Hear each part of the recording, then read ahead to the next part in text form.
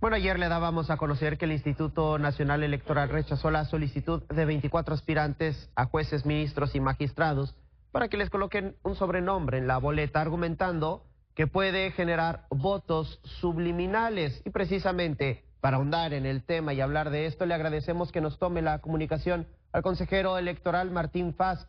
Muy buenos días, consejero, gracias por tomarnos la comunicación. Un gusto, Fernando, y un saludo al auditorio.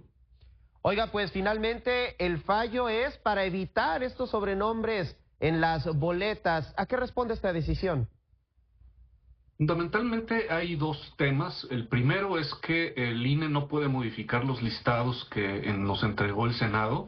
Hay que recordar que en esta ocasión no fue el INE quien registró a los aspirantes y a las aspirantes, como ocurre en un proceso ordinario, sino que la Constitución le otorgó esa facultad a los poderes ejecutivo, judicial y legislativo, y al final el Senado tenía que entregarnos el listado, y nosotros no podemos hacer ninguna modificación a ese listado.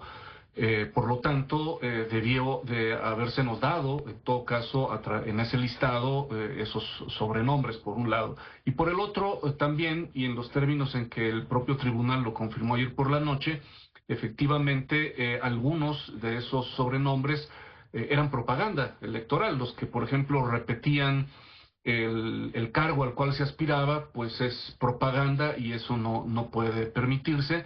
Otros eran una duplicidad de los nombres. Había también otro listado de personas que, por así decir, se llamaban Gabriela, quería que se les pusiera Gaby. Ahí se hablaba pues de una repetición innecesaria. Y en términos generales fue cuidar la equidad. No hay que olvidar también que los espacios están muy reducidos en las boletas. En las boletas aparecerán varias decenas de candidaturas. Entonces, fundamentalmente esas fueron las dos razones. Una, que nosotros no podemos modificar los listados que nos fueron entregados por el Senado, que es la autoridad que debía entregarlo, y que por otro lado, algunos de esos sobrenombres, pues podrían ser inequitativos en relación con otros contendientes. Pero a esto se refiere el término votos subliminales, ¿no? A una cuestión que podría ser de propaganda o electoral, ¿no? Pues sobre todo cuando es propaganda electoral, porque estás poniéndote como un sobrenombre, el cargo al que estás aspirando, y estás poniéndole además un calificativo. Entonces eso seguramente hace inequitativa la contienda respecto de otras aspirantes o candidatas que no tienen un sobrenombre de esa naturaleza. Consejero, ¿tiene un aproximado de cuántos candidatos habrán solicitado este tipo de sobrenombres, de abreviaciones o de alias en sus listas?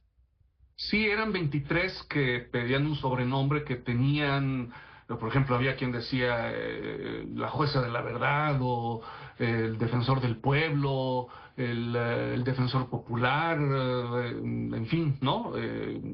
Eran 22. Y luego después había 7 solicitudes que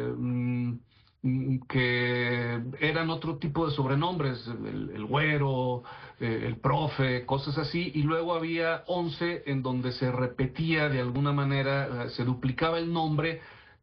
Por ejemplo, alguien que se llamaba Alma Rosa, quería que se le quitara el de Rosa y nada más se quedara Alma. En fin, era esa la cantidad, ¿no?, de nombres que había en total, con 3 distintos escenarios. Ya no hay manera de echar para atrás esta decisión, ¿correcto, consejero? Sí, en efecto, ya las resoluciones del Tribunal Electoral del Poder Judicial de la Federación son inatacables y definitivas, y ya es así como se van a ir la impresión de los listados, que desde el día de ayer iniciaron la parte técnica, unos estudios previos técnicos, y el día de hoy a las 11 de la mañana arranca ya la impresión. Pero en este caso empezamos con la impresión de las candidaturas a ministros a la Suprema Corte de Justicia de la Nación y a la Sala Superior del Tribunal Electoral del Poder Judicial de la Federación. No hay que olvidar que vamos a imprimir 600 millones de boletas, que es el doble de boletas que se imprimieron para la elección federal del año pasado. Entonces, pues van, dicho de esa manera, van por tandas, pero justo hoy inicia a las 11 de la mañana la impresión de las boletas, porque es el doble de las que imprimimos el año pasado. Consejero, ¿cómo calificaría hasta el momento el proceso como tal? Pues ha sido un proceso muy complejo, muy complicado. Por una parte, los tiempos, una serie de suspensiones nos impidieron realizar trabajos casi durante 2 meses, y además es una elección mucho más compleja porque es el doble de elecciones de la vez pasada. Por eso es que vamos a hacer 600 millones de boletas, porque en la elección federal pasada solo fueron 3 elecciones: presidencia, senaduría y diputaciones, y en cambio ahora hay 6 elecciones, son 6 boletas distintas que se van a entregar a nivel federal, porque son para la Suprema Corte de Justicia de la Nación, para el Tribunal de Disciplina Judicial, que es una nueva, para la Sala Superior del Tribunal Electoral, las salas regionales, magistrados de circuitos y jueces de distrito, es decir, 6 distintos cargos.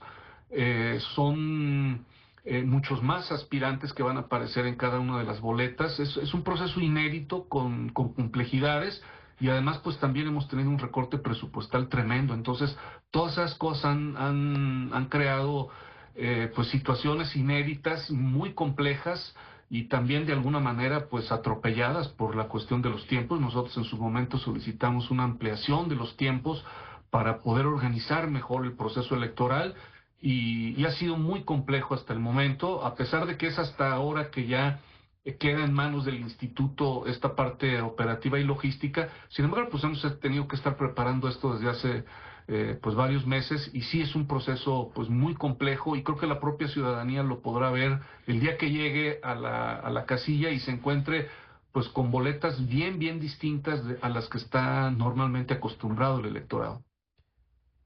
Bien, consejero, le agradecemos mucho que nos haya tomado la comunicación y su análisis. Por supuesto, ya estaremos molestándolo más adelante conforme vaya avanzando el proceso. Muchas gracias. Ninguna molestia, al contrario, seguimos en contacto. Buenos días. Bien, cambiamos de tema. Conozcamos la